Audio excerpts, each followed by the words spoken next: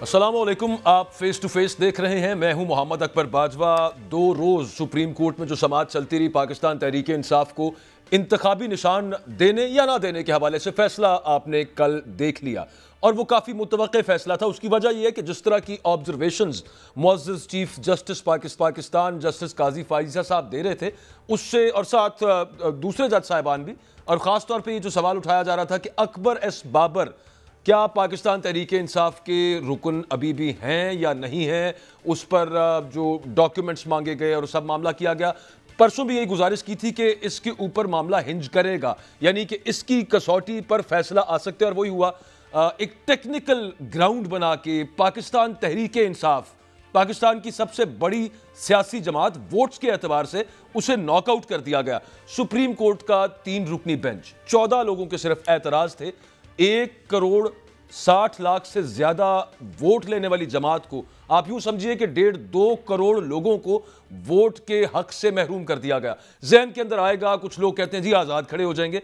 आज़ाद में बहुत सारी कॉम्प्लेक्सिटीज़ हैं। मिसाल के तौर पे कि जिस बंदे को टिकट तो खैर अब निशान ही नहीं है, जो आज़ाद हैसियत में खड़ा होगा, उसके बाद उसको डराना, धमकाना, लालच देना, 100 तरीकों से उसकी वफादारी तब्दील कराई जा सकती है, किसी और पार्टी में भेजा जा सकता है। तो मतलब ये हुआ कि बहुत सारे वोटर्स जिन्होंने एक पार्टी के कारकुन को वोट दिया था, उनके साथ धोखा हो जाएगा, क्योंकि वोट उन्होंने एक पार्टी के लिए दिया था और वो शख्स उठ के किसी और पार्टी का हिस्सा बन जाएगा, कुछ चिल्ला चिल्ला काट के आके। तो काजी साहब, आपको याद होगा, काजी फायजीसा साहब वो पार्लियामेंट चले गए थे और पार्लियामेंट की तौकीर वो बहुत बुलंद रखते हैं। समझ नहीं आई कि यहाँ पे मामला क्या हुआ। काजी साहब इलेक्टेड नहीं है। काजी साहब नवाज शरीफ साहब का जो केस था, मैं इस वजह से नवाज शरीफ साहब का केस कह रहा हूँ कि ताहयात नाहली का सबसे बड़ा फायदा उन्हीं को हुआ जो खत्म हुई। तो उस केस के अंदर वो ये साबित कर चुके हैं कि पार्लियामेंट सुप्रीम है, और दूसरी तरफ सुप्रीम कोर्ट के जजेस का जो फैसला था वो उससे नीचे आएगा। लेकिन यहां पे उल्टा काम हो गया। यहां पर पाकिस्तान का आइन ये कहता है, एक और वो हायर लॉ है, वो ये कहता है कि जनाब पार्टी फॉर्म करने का, किसी पार्टी के साथ एफिलिएशन का, तंजीम साजी का इख्तियार जो है वो सिर्फ अवाम को हासिल है। लेकिन यहाँ पे काजी साहब ने इलेक्शन एक्ट को मुकद्दम रखा है। एक बड़ा सवाल यहाँ पे ये उठता है, ये जमहूरियत की खिदमत की गई है या फिर मैं कहूँगा कि छुरा घोंपा गया है जमहूरियत की स्पिरिट के अंदर। अब मामला कुछ यूं रहेगा कि जो आर्टिकल, जो सेक्शन 215 है इलेक्शन एक्ट का, क्या ये आने वाले दिनों में 62(1)(f) भी बन सकता है? उसकी वजह ये है कि ये जो ट्रेंड सेट कर दिया है काजी फाइज़ा साहब ने, एक तो ये कि अवाम के एक बड़े, एक मैसिव लेवल पे अवाम के जो हक था वोट का, उससे उनको महरूम किया। दूसरा, एक सियासी पार्टी को सियासी अमल से बाहर निकाल दिया। सियासत होगी, सियासी पार्टियां होंगी तो जमहूरियत होगी। ये जो काजी फाइज़ा साहब ने फैसला दिया और बाकी 2 जजेस ने भी उनके साथ इत्तफाक किया। इस हवाले से बात करेंगे कि पहले 62(1)(f) का सहारा बना के किसी को नॉकआउट कर दिया जाता था टेक्निकल ग्राउंड्स के ऊपर। अब एक नया प्लान आ गया है, एक नया स्क्रिप्ट मैं कहूँगा तैयार हो गया है, और एक नया सांचा बन गया। इसमें जो मर्जी डालें, जिस मर्जी पार्टी को आपका रगड़ने का दिल करे आप कल को रगड़ दें। जमहूरियत की कोई खिदमत नज़र नहीं आ रही कि यहाँ पे की है काजी फाइज़ा साहब ने। हमारे साथ पाकिस्तान तहरीक इंसाफ के रहनुमा शुएब शाहीन साहब मौजूद हैं। थैंक यू सर, आपने वक्त दिया। आई एम श्योर आप डिसअपॉइंटेड तो हैं जो फैसला आया। बहुत से लोगों को डिसअपॉइंटमेंट है कि ये किन बुनियादों के ऊपर, ये किस किस्म का फैसला दे दिया। आपको लगता है ये जो इलेक्शन एक्ट की सेक्शन 215 है, ये अब नया 62(1)(f) के तौर पर इस्तेमाल, आगे जाहिर है यहाँ पे हो गया, आगे फिर किसी और के खिलाफ हो जाएगा? देखिए, ये बड़ी बदकिस्मती है कि इस वक्त करोड़ों की तादाद में हमारे पाकिस्तान में तकरीबन 70% आबादी ना खाता है। एक तो पॉलिटिकल पार्टी का राइट है, ठीक है, वो पॉलिटिकल पार्टी का राइट जो है वो तो ये है कि जब आप 4 सीटें जीत लेंगे तो उसके ऊपर 1 सीट और मिलती है, यानी 70 जो नेशनल असेंबली की रिजर्व सीट्स हैं उससे आप पार्टी को महरूम कर दिया गया। दूसरा, प्रोविंशियल असेंबली में भी इसी तरह। दूसरी, आपने खुद बताया कि किस तरह धमकाना, प्रेशराइज करना, लालच देना आसान हो जाएगा, और उसके बारे में भी हम कोई लाहेमल बनाएंगे इंशाल्लाह। लेकिन इस सबसे बढ़कर ये कि जो नाखांदा लोग हैं, 70% आबादी है, उसे किसको वोट देना है? अगर वो नजरिए इमरान खान से बिलीव करता है और political party of process of election में वो पीटीआई को सपोर्ट करना चाहता है तो वो बल्ले को वोट देना चाहता है। इसी तरह शेर का निशान है पीएमएलएन के लिए, इसी तरह तीर का निशान है पीपल्स पार्टी के लिए। अब उस शख्स का एक फंडामेंटल राइट है कि वो अपनी राइट ऑफ वोट दे और वो अपनी चॉइस से जिसको हक में हुक्मरानी देना चाहे वो दे दे, लेकिन उसको नहीं पता हर हलके में कि वो किसको वोट दे रहा है। यानी इसका मतलब है कि आपने करोड़ों की तादाद में सबसे बड़ी पॉलिटिकल पार्टी के जो वोटर हैं आपने उनको हक राय दही से महरूम कर दिया। तो ये जमहूरियत की ना खिदमत है, ना ये आईन की खिदमत है, ना कानून की खिदमत है, ना ये इंसाफ के मुताबिक है। ये तो आपने, इसका मतलब है करोड़ों आवाम के बुनियादी हुकूक को मुअत्तल करके रख दिया, इर्रिस्पेक्टिव ऑफ पॉलिटिकल पार्टी। आपने इंटर पार्टी इलेक्शन कराने हैं, आप कहें जी ठीक है हम आपके इलेक्शन जो है 2 महीने के अंदर अंदर हम अपनी निगरानी में कराएंगे, या आप खुद करा के आपने ये गाइडलाइंस है, कर दें, कोई बात नहीं। लेकिन इलेक्शन के प्रोसेस से 25 दिन 20 दिन पहले उनको आउट कर देना और निशान न देना, जिस निशान को वो आवाम समझती है कि हम इस पार्टी के साथ इत्तेफाक रखते हैं, आप उसको 5 साल के लिए, उसको 5 साल के लिए आपने महरूम कर दिया अवाम को हक के हुक्मरानी से, जो सबसे बड़ी पॉलिटिकल पार्टी के साथ उनका वापसी है। तो ये तो इसका मतलब है कि ये तो इतना नाकाबिले माफी नुकसान है और नाइंसाफी है कि जिसके साथ आप जिन अल्फाज में भी आप इसको गलत। हामिद खान साहब ने कल कोर्ट में खड़े होकर भी ये बात उन्होंने की कि अगर इस किस्म का आपने फैसला दिया तो this will come to haunt us for times to come, मानी कि ये हमें खौफ दिलाएगा, डराएगा आने वाले वक्तों के लिए, और हुआ ऐसा ही होगा, जाहिर सी बात है। अब इसकी तलाफी पता नहीं कब जाके होगी। बहुत से पुराने फैसले हैं, बल्कि वो पाकिस्तान बनने के बाद के 1-2 फैसले फौरन पाकिस्तान के क़याम के बाद के, वो आज तक हम भुगत रहे हैं। मैं सर आपसे ये जानना चाहता हूँ कि आखिरी रिजॉर्ट तो सुप्रीम कोर्ट ही है, तो क्या आगे फिर स्ट्रैटेजी आपकी, और क्या नजरसानी की अपील में जा रही है तहरीक इंसाफ? देखिए, नजरसानी की अपील तो हो सकती है, वो हम करेंगे भी, लेकिन ज़ाहिर है हमने अदलिया से ही तवक्को रखनी है। आखिरी उम्मीद तो अदलिया है। देखें, लोगों को एक आस उम्मीद होती है, एक गुस्से का इजहार जो कुछ इस मुल्क के साथ हुआ है हमने वोट की सूरत में निकालना है और बल्ले पे मोहर लगानी है, ये एक लोगों का गुस्सा था। आपको गुस्से के इजहार का करने का तरीका ही आपने बंद कर दिया, तो क्या होगा? मायूसी होगी, अफरा तफरी होगी, इंतशार होगा, बददिली होगी। पहले ही आपका 15 लाख के करीब लोग मुल्क छोड़ के भाग चुके हैं इस मुल्क को, जो प्रोफेशनल्स हैं। आपका कैपिटल फ्लाइट इतनी हो चुकी है, आपके सियासी अदम इस्तेहकाम अपने उरूज पे है। लेकिन अगर आप 80% जो पॉपुलैरिटी है, 70% समझे, 90% समझे, जो सबसे बड़ी पॉलिटिकल पार्टी है उनकी एक सबसे बड़ी जमात को आपने पाबंदी लगा दी। यानी प्रैक्टिकली जमात मौजूद है लेकिन आपने उसको डिसॉल्व करने के बराबर कर दिया। ये कैसे मुमकिन है कि इंट्रा पार्टी इलेक्शन सारी पॉलिटिकल पार्टी का इसी तरह हुआ? आप एक पार्टी को कहें कि नहीं, ये आपका तो हम इस तरीके से शुरू करेंगे और इस तरीके से खत्म करेंगे, ये मुमकिन नहीं है। इसको ना कौम ने तस्लीम किया, ना आवाम ने तस्लीम किया, ना कोई जूरिस्प्रूडेंस का पे यकीन रखने वाला। आगे सर जो इलेक्शन और आप माजी में देखा, उनकी क्रेडिबिलिटी क्या होगी? में देखा इस तरह के केसेस में कहा करते थे कि जी फुल कोर्ट बनाए, तो यहाँ आपने 3 मेंबर बेंच बना के आपने दिन रात एक करके, अभी रीजंस भी नहीं आई, आपने उठा करके उनको आउट कर दिया। और यही केस आप ठीक है एडमिट कर लें, यही केस आप 15 दिन बाद या 25 दिन बाद या महीने बाद रख लें और उसके बाद डिसाइड कर दें let the party should go for elections, intra party elections आप करा लें, कौन मना करता है? लेकिन आपने 5 साल के लिए लोगों के हुकूक से उनको महरूम कर दिया। ये सबसे बड़ी नाइंसाफी है। इससे तो अच्छा शरीफ साहब, आपको याद होगा पीएमएलएन एक स्ट्रैटेजी पिछले दिनों उन्होंने पकड़ी हुई थी, पिछले दिनों नहीं पिछले साल की बात कर रहा हूँ ओवरऑल, लेकिन वो ये मामला था कि कुछ जज साहिबान का वो कहते थे कि हमें इन पर एतमाद नहीं है, और वो उनके सामने बेंच में पेश भी नहीं थे होते। मतलब वो डायरेक्ट कह देते कि अच्छा चलें, एक काम है, हम आप पे कोई इल्ज़ाम नहीं लगाते लेकिन आप हमारे केसेस मत सुने। आप ये स्ट्रैटेजी को पाकिस्तान तहरीक इंसाफ की इस तरह की नजर आ सकती है? देखिए, बिल्कुल आएगी, फ्यूचर में तो यही बात होगी ना। लेकिन जो कुछ हम आज तक उनसे उम्मीद रखे जा रहे थे, तो वो उन्होंने करोड़ों लोगों की उम्मीदों को तोड़ दिया। सिर्फ पीटीआई नहीं, और न सिर्फ उम्मीदों को तोड़ा है बल्कि बुनियादी हुकूक प्रैक्टिकली मुअत्तल कर दिए हैं। इससे बड़ा गलत फैसला मैं समझता हूँ पाकिस्तान की तारीख में, अगर नजरिया जरूरत जस्टिस मुनीर ने दिया था ना फैसला, या एक जुडिशल मर्डर उसका हुआ था जुल्फिकार अली भुट्टो का, या आप कह दो जफर अली शाह गलत केस था, या टिक्का इकबाल खान वाली जजमेंट जो थी वो गलत फैसले थे। अगर आप 4-5 बड़े गलत फैसले उठाएंगे तो उसके ऊपर सरे फहरिस्त अगर आएगा तो ये फैसला आएगा, और तारीख इसको कभी माफ नहीं करेगी इस फैसले को। और जो सुप्रीम कोर्ट ने कहा है, ये बदनुमा दाग हमें सारी जिंदगी हम जो उसूल इंसाफ से ताल्लुक रखने वाले लोग हैं, हम सब के साथ ये अटैच रहेगा। अच्छा, आपका जो प्लान बी था पाकिस्तान तहरीक इंसाफ का, वो तो अख्तर इकबाल डार साहब, वो बल्लेबाज वाला जो प्लान था, वो तो हाथ कर गए आपके साथ। वो क्या मामला हुआ सर? उसकी कोई वीडियो शीडियो सुना था कि है आपके पास, वो सामने भी आप ला सकते हैं, लेकिन उसका कितना ही फायदा होगा, अब तो नहीं होगा, लेकिन बट स्टिल वो क्या हुआ? मतलब आपने उनसे पहले देखा नहीं, वो आपसे डिच कर गए आपको? देखें, कल आपने देखा, अगर आप किसी को उठा लें, पहले तो ये देखें कि हमारा जो चेयरमैन है वो वहाँ सुप्रीम कोर्ट में बैठा अपने केस की पैरवी कर रहा है। उसके घर में 4 में आए लोग घुस गए, दरवाजे तोड़े, बीवी को तशद्दुद का निशाना बनाया, बेटे को और भतीजे को तशद्दुद का निशाना बनाया, और वहाँ से कागजात और पता नहीं क्या क्या चीजें उठा के ले गए। अगर ये उसके साथ उसका जब अख्तर इकबाल डार आता है तो मीडिया वाले वहां दिखाते भी हैं और खुद कहते हैं कि आपके चेहरे पे तशद्दुद के निशानात हैं, उन्होंने खुद देखे, और जिस अंदाज से वो गुफ्तगू कर रहे हैं वो सबके सामने है।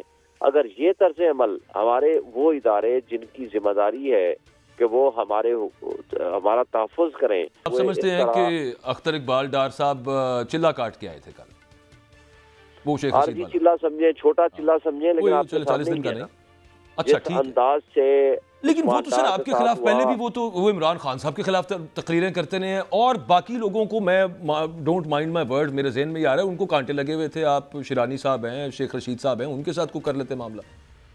देखें, हमारे पास तो सब पार्टीज की तरफ से ऑफर थी, कुछ 4-5 पार्टीज की तरफ से ऑफर थी, और मेरा ख्याल है बहरहाल उसमें मैं, आपने उनको चूज किया जो आप पे तनकीद करते रहे, आपकी जमात पे बाकायदा करते रहे तवातुर के साथ। इस कंसल्टेशन प्रोसेस में मैं शामिल नहीं था, लेकिन लास्ट टाइम जब मेरी बात हुई थी इमरान खान साहब के साथ, उन्होंने किसी और पार्टी के बारे में उन्होंने राय दी थी, लेकिन जो लीडरशिप इस पे फैसला कर रही थी मुझे नहीं पता, उन्होंने बहरहाल जो फाइनल फैसला ये किया।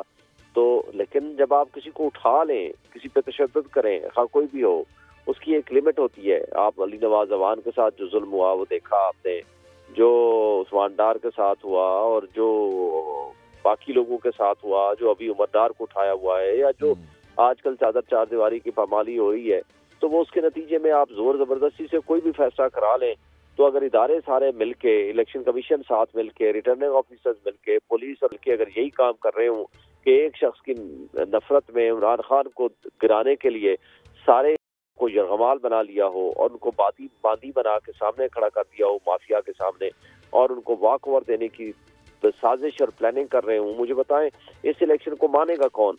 क्या आपका सियासी अदम इस्तेकाम खत्म हो जाएगा? क्या कमजोर होती इकाइयां हमारी मजबूत हो जाएगी? किसी को फायदा नहीं, मुल्क को तो नुकसान ही होगा, पॉलिटिशियंस को तो खास तौर पे। क्या आपका माशी अदम इस्तेकाम जो है उसको आप इम्प्रूव कर पाएंगे? क्या आपके पास इन्वेस्टमेंट इन हालात में वो नहीं होगा तो आपका जो अदम इस्तेहकाम है मौशी, वो कैसे ख़त्म होगा ये पता नहीं। बहरहाल शायद बहुत सारी पॉलिटिशियंस, मीडिया, जर्नलिस्ट, हम तो चीख चीख के मर गए, लेकिन शायद अब फैसला करने वालों को नहीं समझ आती। उनका ख्याल है कि पॉलिटिकल स्टेबिलिटी से कोई फ़र्क नहीं पड़ता, माशी स्टेबिलिटी वैसे भी आ सकती है। एक चीज़ सर, मैंने रऊफ हसन साहब से परसों पूछा था कि जो टिकट्स डिसाइड किए पाकिस्तान तहरीक इंसाफ ने, ये इमरान खान साहब ने खुद वेट किए थे, तो उन्होंने कहा कि ये खुद वेट किए। आज डॉन अखबार पर खबर है, वो ये इमरान खान साहब की स्टेटमेंट है कि उनको वो ये फरते हैं कि मुझे अदालत के हुक्म के बावजूद नहीं मिलने दिया गया अपने पार्टी लीडरान के साथ, और टिकट्स पे जो उसको प्रॉपर जो वेट करना था, तरीकाकार होना था, वो खुद देख कर देते, तो वो तो नफी हो रही है जो रऊफ हसन साहब क्लेम करके गए हैं। देखें, दोनों दुरुस्त कह रहे हैं। इमरान खान साहब की बात तो 100% दुरुस्त है, और रऊफ हसन साहब भी दुरुस्त फरमा रहे हैं। मसला ये था, कंसल्टेशन के लिए आपको टाइम चाहिए। कंसल्टेशन के लिए हमने 5 अफराद 6 अफराद की टीम बनाई थी कि जी ये जाएंगे और जाकर कंसल्ट करेंगे उनसे। चीफ जस्टिस मियां गुल हसन साहब ने फैसला भी कर दिया। सुप्रीडेंट जेल ने किसी को नहीं मिलने दिया सिवाय इस बात के, उन्होंने कहा जिससे गौर साहब लिस्टें लेकर आएंगे। वो लिस्टें लेकर जाते थे, एक दिन मिलने दिया तो दूसरे दिन नहीं मिलने दिया, दूसरे दिन गए तो चौथे दिन नहीं मिलने दिया। वो कंसल्टेशन प्रोसेस और वो लिस्टें लेके खड़े रहे, उनको मिलने नहीं दिया जाता था। देखें, अब मसलन गौर साहब तो अब पंजाब के बारे में नहीं जानते। अब जो बाकी 2 अफराद हैं या 4 अफराद हैं, वो साथ जाएंगे तो वो बताएंगे कि जी ये वो शख्स है जिसकी ये पोजीशन है, ये 3rd नंबर वाले की ये पोजीशन है, फर्स्ट की ये है, सेकंड की ये है। वो कंसल्टेटिव प्रोसेस जो होता है उसमें आपको मिलने नहीं दिया गया, और बल्कि आखिरी 3-4 दिन तो मिलने नहीं दिया, और अगर मिलने भी दिया है तो सिर्फ केस के लिए गए, उन्हें लिस्टें नहीं अंदर जाने देनी दी। तो फिर ज़ाहिर है उसमें से प्रॉब्लम तो आए हैं, ये बात तो दुरुस्त है, लेकिन मोस्ट ऑफ दी जगहों पे उन्होंने गाइड जो किए हैं, गाइडिंग प्रिंसिपल्स भी किए हैं, और अफराद के बारे में भी जो उन्होंने कहा है कि इनको टेक कर दें, जिनको तो कंफर्म किया उनके बारे में दे दिया, जो कुछ कंफर्मेशन नहीं थी तो उन्होंने आगे कह दिया कि फला फला से इसके बारे में वेरिफिकेशन करके तो इनको कर दें। तो ज़ाहिर है जब आप देखें आपके ऊपर हर जगह पे ये जुल्म तशद्दुद हो रहा हो, आपके ऊपर इतनी पाबंदियां हों, एलानिया भी और गैर एलानिया भी, और कोर्ट के आर्डर के बावजूद आपको नहीं मिलने दिया जा रहा हो, चले ये हो गया शुएब साहब, फिर सिलसिला चल पड़े। एक मुझे ये एक चीज़ बताइएगा कि प्लान भी वही जो मैं पहले पीटीआई नजरियाती वाली बात कर रहा था वो तो फेल हो गया, आपका प्लान सी है कोई? नहीं, अब हम इलेक्शन में जा रहे हैं ना, अब हमारा जो भी उन्होंने निशान हमें दे दिया, हम इलेक्शन लड़ेंगे इंशाल्लाह, और इलेक्शन लड़के हम अपनी पार्टी को मजबूत करेंगे और पूरे पाकिस्तान में हमें ये यकीन है कि हम जीतेंगे। अच्छा शुएब साहब, जो इंतखाबी निशानात अलॉट किए हैं, बहुत सारे आज़ाद उम्मीदवार को जाहिर है कि वो आज़ादी अब हैसियत में उन सब ने लड़ना था, वो कुछ उसमें से बहुत तज़हीक आमेज़ हैं, मजाक तमस्खर उड़ाने वाले हैं, जो कि कल को होता है छेड़ बन जाती है, कुछ कन्फ्यूजिंग है, ख़ास तौर पे देही इलाकों में जो लोग हैं, मतलब एक डाइस दे दें आप किसी को बोतल दे दी है, किसी को मलका का निशान दे दिया, मतलब इस तरह की सारी जो चीज़ें चल रही हैं, इस पे वैसे तो नज़र आ रहा है करना तो कुछ नहीं है इलेक्शन कमीशन ने, बट स्टिल इसका कोई तदारुक, इस पर कोई पॉलिसी नहीं? इलेक्शन कमीशन को मिल सकते हैं, हम एप्लीकेशंस भी देंगे, लेकिन बहरहाल जो इन्होंने करना है वो तो कर रहे हैं, लेकिन लोगों को भी गुस्सा है, उन्होंने गुस्से का इजहार बहरहाल मोहर लगा के करना है। वो इमरान खान के विजन के साथ खड़े हैं, वो इमरान खान के साथ खड़े हैं लोग। वो निशान की कोई हैसियत नहीं है, लोग ये समझ कह रहे हैं। अब आज मैं सारा दिन अपने हल्के में फिरा हूँ, उन्होंने कहा है हमने इमरान खान को वोट देना है, उसके बंदे को वोट देना है, उसके नुमाइंदे को वोट देना है, और उस नुमाइंदे का जिस जगह पे जो भी निशान होगा हमने उसके ऊपर मोहर लगानी है। हमने ये नहीं देखना कौन सा निशान है, हमने ये नहीं देखना कौन सा बंदा है, हमने सिर्फ एक देखना है कि officially announced by the Imran Khan जो वो शख्स है, हमारा वो नुमाइंदा है।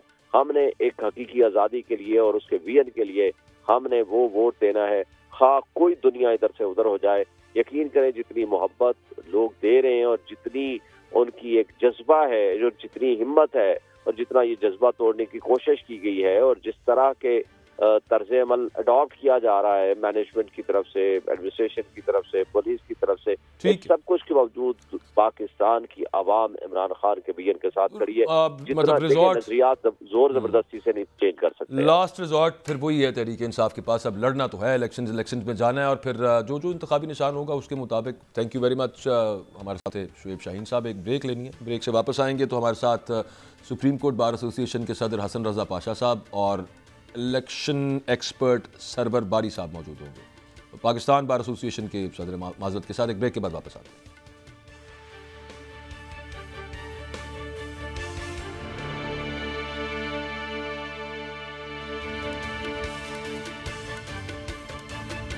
इलेक्शन एक्सपर्ट सरवर बारी साहब हमारे साथ हैं, पाकिस्तान बार काउंसिल के सदर हसन रजा पाशा साहब हमारे साथ हैं। सरवर बारी साहब, एक बड़ी सियासी जमात के करोड़ों वोटर्स को जो एसेंशली डिसएनफ्रेंचाइज कर दिया गया है, ये तो बिल्कुल नहीं कहा जा सकता जी आज़ाद हैसियत में इलेक्शन लड़ लेंगे, वोट तो वहाँ पे दे देंगे, उसकी 100 कॉम्प्लिकेशन जो सब मामले के अंदर। लेकिन इसके बाद क्योंकि आप पाकिस्तान में वैसे कोई भी ऐसे इलेक्शंस नहीं है जिनके अंदर बेज़ाब्तगियाँ ना हों, प्री पोल रिगिंग्स ना होती रही हों, ज़्यादा या कम, लेकिन ये कुछ ज़्यादा नहीं हो गया यहाँ पे मामला, जो खासतौर पर सुप्रीम कोर्ट का जो फैसला है इसके बाद होने वाले इलेक्शंस की क्रेडिबिलिटी पे तो बड़े सवाल खड़े हो जाएंगे। देखिए, जो इंतखाबात हैं, जो अप्रैल 2022 के बाद सारा जो सिलसिला शुरू हुआ था, वो तो पहले दिन से ही पता चल गया था कि क्या होने वाला है, और इसीलिए हम देखते हैं कि जिस हुकूमत ने अपनी मुद्दत पूरी नहीं की उनको इसलिए निकाला जाता है कि फिर उनको वापस ना आने दिया जाए उस इलेक्शन में। लेकिन ये जो इंतखाबात हैं, मैं समझता हूँ 1977 के बाद अगर कोई बहुत ही मुतनाज़ इलेक्शन है डे 1 से, जिस दिन से हुकूमत को निकाला है, तो वो ये 2000 जो असल में तो 2023 का जनरल इलेक्शन होना चाहिए था, जो कि अब बनकर 2024 का जनरल इलेक्शन है। और अभी भी ज़्यादातर लोगों का यही ख्याल है कि शायद ये इलेक्शन भी ना हो, और उसकी बाकायदा जो साजिश की जा रही है सेनेट के ज़रिए कि सेनेटर्स ने एक दफ़ा रेजोल्यूशन पास करवाई है और उसके ख़िलाफ़ बहुत ज़्यादा रिएक्शन आया, तो फिर दोबारा एक रेजोल्यूशन जो है वो पेश कर दी गई है। तो इसी तरह पंजाब के जो जनरल इलेक्शन होने थे वो नहीं होने दिए गए, जो कि 14 मई को होने थे। तब भी सिक्योरिटी का कहा गया था। फिर 5 अगस्त को जो हमारी पार्लियामेंट, हमारी जो कौमी असम्बली है वो डिज़ाल्व हो जाती है, तो फिर मई में नवंबर में इंतखाबात हो जाने चाहिए थे, नहीं हुए। तो डे 1 से इंतखाबात जो हैं, ये जो इंतखाबात हैं ये ना सिर्फ मुतनाज़े हैं, मुतनाज़े तो सारे ही रहे हैं, लेकिन ये तो डे 1 से पता है कि जिस किस्म की धांधली और जिस किस्म के अदालती फैसले आ रहे हैं, वो हमें लग रहा है कि रियासती मशीन। बारी साहब, आप कह रहे हैं कि आप डे 1 से एक्सपेक्ट कर रहे थे सुप्रीम कोर्ट ये फैसला दे देगी? जी सॉरी, मैं कहा आप डे 1 से एक्सपेक्ट कर रहे थे कि सुप्रीम कोर्ट ये फैसला देगी? देखिए, मेरा तो ख्याल था कि जो शोहरत है काजी साहब की, वो तो हमारे सामने थी, और जिस तरह के जो पिछले चंद उनके फैसले आए हैं, और जिस तरह उन्होंने पीटीआई के वकला के साथ जो उनको मौका नहीं दिया अपनी बात करने का, और जो फैसले दिए हैं वो भी उसी जो नज़रिए की बेस पे लग रहे थे, जो बाकी अदारे जो सलूक कर रहे थे उनकी तरह ही हमारे काजी साहब मैं के इसी पे पाशा साहब की जानना चाह रहा हूँ राय क्या है और किस तरह से पाकिस्तान बार काउंसिल देखती है इस फैसले को। पाशा साहब, एक चीज़ ये कि वैसे काजी फायज़ ईसा साहब पार्लियामेंट की तौक़ीर, आइन की तौक़ीर की वो बात करते हैं, यहाँ पे उन्होंने इलेक्शन एक्ट की, यानी कि आइन ऊपर है, उसके नीचे हायर लॉ तो आइन है, इलेक्शन एक्ट की एक शक को उन्होंने सबसे ज़्यादा मुकद्दम रखा। इलेक्शन एक्ट मुकद्दस किताब की तरह उन्होंने उसको ट्रीट किया, और वो ट्रम्प हुआ एक हिसाब से आइन, फंडामेंटल राइट लोगों का। और अब ये जो 62(1)(f जैसे इस्तेमाल होता था, ये एक नई टेम्पलेट नहीं बन गई, एक नया सांचा बना दिया कि कल को जिस पूरी जमात को रगड़ना हो, एक बंदा उठे और कहे जी इंतखाबात हुए हैं, ठीक नहीं हुए, और उसके बाद इसी तरह से कार्रवाई की जाए और पूरी जमात को बाहर कर दें इलेक्शन से।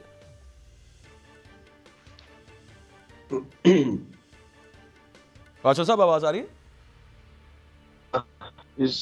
जी जी, आवाज आ रही है। जी जी, मैं आपसे कह रहा हूँ कि जो कल रात का जो फैसला है उसके दो पहलू हैं, एक अखलाकी पहलू है और एक कानूनी पहलू है। दोनों को अलग अलग रख के देखा जाए, अगर अखलाकियात के हवाले से देखा जाए तो बल्ले का निशान इनका हक है, पीटीआई का उनको मिलना चाहिए, क्योंकि पहले भी इसी निशान पे वो इलेक्शन लड़ चुके हैं। और आर्टिकल 17 बहुत क्लियर है कि हर किसी को जमात बनाने का हक हासिल है, अपने नजरियात के मुताबिक काम करने का हक हासिल बातें।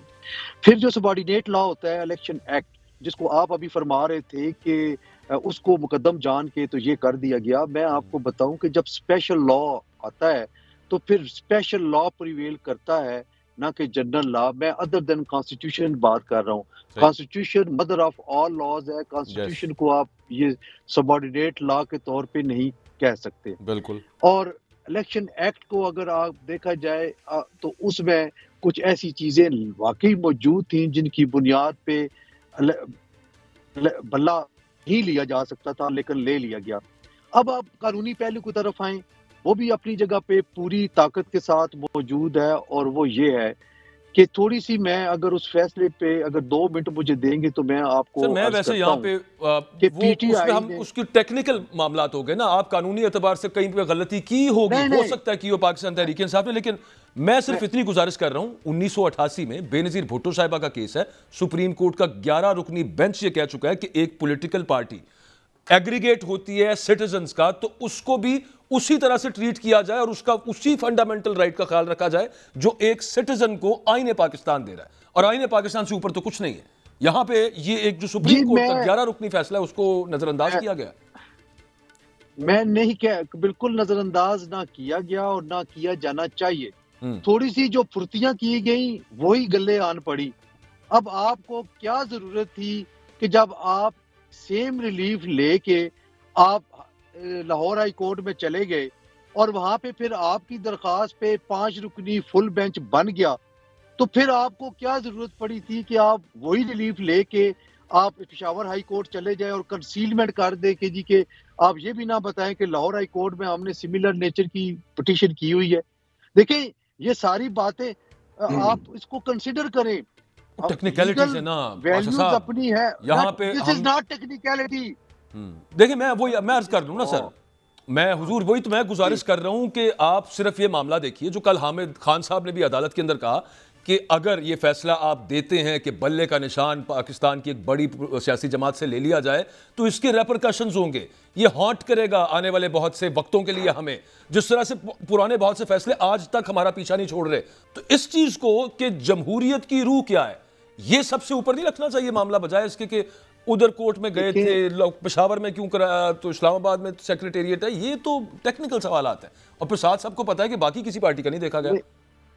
नहीं, मैं सेक्रेटेरिएट की बात ही नहीं कर रहा, मैं बात उसकी कर रहा हूं कि जो एक फर्द है, जो पिटिशनर है, वो अपना बहुत कुछ जाया कर जाता है, उसे दस्तबरदार होना पड़ता है जब वो चॉइस करता है।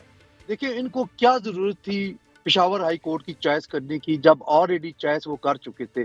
दूसरी बात मैं आपकी तरफ आता हूं कि जो ये आप इसको इंटर ना करे बाकी या बाकी से, एक बड़ी सीधी सी बात है, शायद मैं और आप यहाँ बैठ के कराची के किसी हलके के किसी कैंडिडेट के बारे में नहीं जानते होंगे कि वो किस पार्टी का है, कहाँ का तल्लक है, लेकिन उस हलके के लोगों को कम कम ये जरूर पता होगा कि ये पीटीआई का है, ये पीपल्स पार्टी का है, ये नून का है। जिन्होंने पीटीआई को देने हैं वोट, चाहे उनका निशान रुबाब है या बाजा है या माल्टा है, वो देंगे। ये बात अलग बात है सर, लेकिन देखिए ना, रिजर्व सीट से उन्हें महरूम कर दिया गया 5 साल के लिए। फिर दूसरा साथ मामला ये हुआ कि आजाद को किस तरह से आप कहां से किसी पार्टी में भेज सकते हैं, वो आपको पता ही है, वो कोई इतना मुश्किल काम नहीं है। तो वो तो आवाम के साथ धोखा ही है। बड़ा आसान है, आप कल देख लेना, वो पीटीआई नजरियाती वाले ने क्या किया, खुद दस्तखत करके वो कह रहा है जी मैंने कोई ऐसा एग्रीमेंट नहीं किया और ना ही मैंने कोई तहरीक इंसाफ क्लेम करने को ले गए थे, वो अंडर ड्यूरेस उनसे प्रेस कॉन्फ्रेंस करवाई गई है, जिस तरह से पहले प्रेस कॉन्फ्रेंसेस कराई गई थी। मैं एक्चुअली ब्रेक लेनी यहाँ पे, हसन रजा पाशा साहब आपने अपना ओपिनियन दिया, बहुत शुक्रिया। एक ब्रेक से वापस आते हैं, हमारे साथ जहांगीर जदून साहब मौजूद होंगे, कानूनी एक्सपर्ट हैं, उनसे भी बात करते हैं।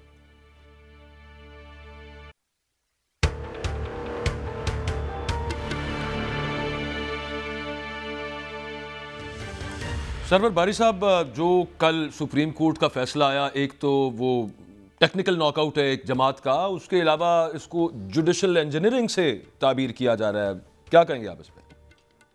बिल्कुल, मैं समझता हूँ कि ये तो उन्होंने बॉदर ही नहीं किया सुप्रीम कोर्ट ने। जो फैसले की नौयत है, अगर आप देखें कि पाकिस्तान का आइन बालातर है और हमारा जो इलेक्शंस एक्ट है वो सबॉर्डिनेट लॉ है, और कहीं नहीं लिखा हुआ कि इस वजह से इलेक्शन कमीशन किसी पार्टी का सिंबल ले सकता है वापस, कहीं नहीं लिखा हुआ। जी एक सजा जो एग्जिस्ट करती ही नहीं है, कोई ऐसी क्लॉज नहीं है कि इलेक्शन कमीशन उनका सिंबल जो है वो विड्रॉ कर ले, सिर्फ ये कह सकता है कि इलेक्शन करें। दूसरा ये कि कहीं ये लिखा नहीं हुआ कि इलेक्शन कमीशन जो है वो स्क्रूटनी करेगा कि उनका इलेक्शन कैसा हुआ है, उसकी क्रेडिबिलिटी क्या है और बाकी चीज़ें क्या है। लेकिन जो मज़े की बात है, बल्कि बड़ी अफसोस की बात है कि जब सुप्रीम कोर्ट अपना डिसीजन लिखवा रही थी, उसी वक्त इलेक्शन कमीशन ने अवामी नेशनल पार्टी को उसका सिंबल वापस कर दिया और उसको कहा कि आप मई में अपनी इंट्रा पार्टी इलेक्शन करवा लें। मतलब इतनी ब्लेटेंट चीज़ें हो रही हैं और उसका कोई नोटिस नहीं लेगा, तो क्या ये अदारे ये समझते हैं कि 24 करोड़ आवाम में से किसी का ज़मीर नहीं है कि वो इन चीज़ों को उठाएंगे, इसके ऊपर प्रोटेस्ट करेंगे और इनका जो सारा किया धरा है वो बिल्कुल बेनकाब हो जाएगा। और मेरा अपना ख्याल है ये तो इंजीनियरिंग से भी कोई बुरी चीज़ है, सोशल इंजीनियरिंग है या जेनेटिक इंजीनियरिंग होती है, तो ये तो मैं समझता हूँ कि बिल्कुल ब्लेटेंट हो गया। कल जिस तरह मुझे तो ऐसा लगता है बारी साहब, मकसद ये है कि इतना ब्लेटेंटली किया जाए और कहा जाए कि भाई जो उखाड़ सकता है हमारा उखाड़ ले, दिखाया जाए उनको कि आवाम को, जमहूर को, कि ये औकात है आप। लेकिन विहाड़ी में, मकसद ये लगता है शहर के अंदर जिस तरह लोगों को उठाया गया है, जिस तरह जो उम्मीदवार हैं उनको पकड़ा गया है और जिस तरह तशद्दुद किया गया उनके ऊपर, साउथ पंजाब में तकरीबन हर डिस्ट्रिक्ट में ये जो फाशिज्म है उसका खुल्लम खुल्ला रियासती मशीनरी ने मुजाहरा किया है। और ऐसा तो कभी पाकिस्तान में नहीं हुआ, मतलब ना 88 से लेकर अभी तक आप देख लें, कोई ऐसा इलेक्शन नहीं है जिसमें कागजात नामजदगी जमा करवाने वालों को पकड़ा गया हो कभी ऐसा नहीं हुआ कि जो तो सर जो टिकट जमा कराने गए हैं उन तक को कुछ को गिरफ्तार किया, कुछ से पार्टी के टिकट छीन के वहां पे नामालूम लोग दौड़ गए। पिंडी में राजा बिशारत की टिकट लेके भाग गए हैं और फिर उनको छुड़वाने वाले भी आ गए हैं। गौहर साहब के घर पर रेड किया गया है। जी जी, वो सबने बिल्कुल, ये तो मामला चल रहा है। इसीलिए तो मैं कह रहा हूँ कि शायद मकसद ये है कि इस तरह से किया जाए और इतनी दीदा दलेरी के साथ किया जाए कि बताया जाए कि आवाम को कि आपकी औकात क्या है। मैं सर जहांगीर जदून साहब ने, हाँ जी आप पूरा कर लीजिए। मजे की बात ये है कि मैंने, हमारा जो ग्रुप है, मैंने सबको लिखा है कि वो बताएं कि इसका रिएक्शन आपकी गली मोहल्लों में क्या है। तो सबने कहा है कि उनके मोहल्ले में नून के लोग भी शर्मिंदा हैं कि ये नहीं होना चाहिए था। तो इससे जो मकसद हासिल करना चाह रहे हैं, लोग क्या शर्मिंदा होने से फर्क पड़ता है? उनकी जो टॉप लीडरशिप है उनको तो बिल्कुल कोई शर्मिंदगी नहीं है ना, बल्कि वो चूंकि यहाँ पे बेनिफिशियरी हैं। मैं शामिल गुफ्तगू करना चाह रहा हूँ सर, जहांगीर जदून साहब साथ हैं। थैंक यू सर, आपने जहांगीर जदून साहब आपने वक्त दिया। थोड़े दिन पहले हमने देखा है कि सुप्रीम कोर्ट ने 62(1)(f) के तहत जो एक अदालती फैसला था कि ताहयात नाअहली होगी, जो कहीं लिखी नहीं थी हुई, लेकिन सुप्रीम कोर्ट ने इंटरप्रेट किया था, उसको सेट असाइड कर दिया सुप्रीम कोर्ट ने कि एक ऐसी सजा जो एग्जिस्ट नहीं करती वो कैसे दे दी एक बेंच ने। यही काम उन्हीं जज साहिबान ने तकरीबन, मतलब चीफ जस्टिस साहब तो उसमें भी शामिल थे, उन्होंने ये फैसला भी ऐसा दे दिया कि जो सजा एग्जिस्ट ही नहीं थी करती, और पता नहीं कहां से निकाल ली उन्होंने, और एक बड़ी सियासी जमात के करोड़ों वोटर से वोट का हक छीन लिया उन्होंने। जदून साहब बहुत शुक्रिया। देखें, जब जजमेंट सुप्रीम कोर्ट की फैसला आता है तो हर बंदे को राइट होता है वो उस पर बात करे, पब्लिक प्रॉपर्टी है। लेकिन अगर मेरिट पे देखा जाए, देखें जो काम पहले पीटीआई वाले करते रहे हैं, ये अपनी बात को गलत नहीं मानते। सबसे बड़ी बात ये कि इन्होंने जो proxy petition justice Saqib Nisar ने लिखवाई, फिर क्या क्या इन्होंने माइंस बनाई, आज वो सारी चीजें इनके साथ हो रही हैं। मैं नहीं कहता कि होनी चाहिए, लेकिन ये देखें ना, एक पॉलिटिकल पार्टी है, उसको जब रूल ऑफ लॉ की बात करते हैं, जब कॉन्स्टिट्यूशन की बात करते हैं, तो वो रूल ऑफ लॉ और कॉन्स्टिट्यूशन के साथ खड़ा होना चाहिए, न कि वो अपनी जो है ईगो के साथ। अच्छा, जिनके साथ हुआ पिछले दौर में, जो इसके शिकार हुए सो टू स्पीक, वो आज क्यों नहीं खड़े हुए कॉन्स्टिट्यूशन के साथ? यही तो मैं बात करता हूँ ना कि खड़ा होना चाहिए। मैं ये नहीं कहता। अब देखिए ना, हर बंदा अपनी काजी साहब ने जो फैसला दिया है उस पर दो अरफी बात की, टाइम बड़ा कम है, तो आपने इतना थोड़ा लेट हो गया, लेकिन क्या कहेंगे इसके ऊपर आप? ये टेक्निकल नॉकआउट होने चाहिए सियासी जमातों की, और क्या जुडिशल इंजीनियरिंग जो इसको कहा जा रहा है?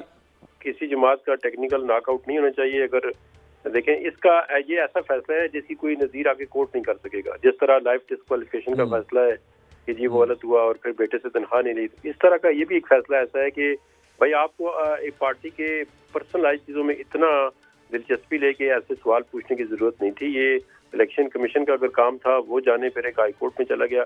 तो एक मतलब एक ये जदून साहब आप जानते भी हैं काजी साहब को, उनके बारे में ये कहा जाता था, एक परसेप्शन थी कि जी लेगेसी का उनको बड़ा ख्याल है, आइन और कानून की ताजीम को बड़ा मुकद्दम रखते हैं। ये क्या हुआ? उनको लेगेसी का बिल्कुल ख्याल नहीं आया। ये फैसला जब भी कोर्ट होगा, ये तो अच्छा कल से मीडिया पे लोग इस पे तनकीद कर रहे हैं इस फैसले पे, और मैं भी यही कहता हूँ कि ये मुश्किल हो जाएगा कि इस फैसले को आगे डिफेंड करें। जिस तरह की कल से इस पे बैकलैश आ रही है, जो रिपोर्टिंग हो रही है, हालांकि देखिए 100 खामियां रिपोर्टिंग की क्या बात सर करनी, लेकिन जो नजर आ रहा है ना सामने सर जो किया है, मतलब इससे बड़ी जमहूरियत से डिसर्विस क्या होगी? आप अगर इलेक्शन पे बात करें तो इलेक्शन तो किसी देखें पार्टी के, अगर आप खरीदना चाहें या इलेक्शन की हर चीज देखें तो बहुत मुश्किल से कोई एक आध पार्टी से पूरा उतरती हो। जी बिल्कुल, तो खामियां होंगी इलेक्शन के अंदर। अब ये लेकिन इलेक्शन में जी आपने पैसे कहाँ जमा कराए, उसकी रसीद दिखाएं। आप पहले क्यों चेयरमैन बने, आप बाद में चेयरमैन बनते, ये जो बड़े इररिलेवेंट। मैं वही अर्ज कर रहा था कि ये एक नया 62(1)(f) बन सकता है, एक टेम्पलेट बना ली है, जिसकी मुश्किल कसनी हो वो इसमें रखें और उसके बाद सब कस कुछ के फर्क कर दें एक पूरी सियासी जमात को और करोड़ों वोटर्स को। मेरा ना असल में सर टाइम खत्म हो गया है। Thank you very much for your opinion. Sarwar Bari साहब, आपका भी बहुत शुक्रिया। इंशाल्लाह अगले हफ्ते मुलाकात होती है। अल्लाह हाफ़िज़।